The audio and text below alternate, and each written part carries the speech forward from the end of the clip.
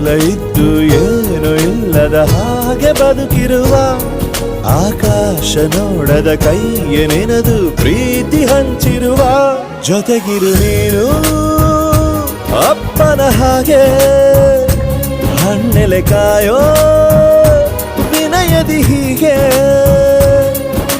ನಿನ್ನನು ಪಡೆದ ನಾವು ಪುನೀತ ಬಾಳು ನಗು ನಗುತ್ತಾ ಬೊಂಬೆ ಹೇಳುತ್ತೈತೆ ಮತ್ತೆ ಹೇಳುತ್ತೈತೆ ನೀನೇ ರಾಜಕುಮಾರ.